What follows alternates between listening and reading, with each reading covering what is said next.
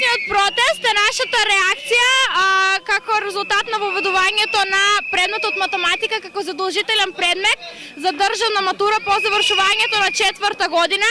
Исто така, нашиот протест е реакција на воведувањето на новитет во начинот на спроведување на тестирањето, а тоа е електронското тестирање. Цел е да испратиме оваа порака. Сакаме да се слушне гласот на средношколците. Ние имаме своји права и ќе ги искористиме максимално. Протестот ќе продолжи и наредните неколку дена. Сакаме ги покануваме владини представници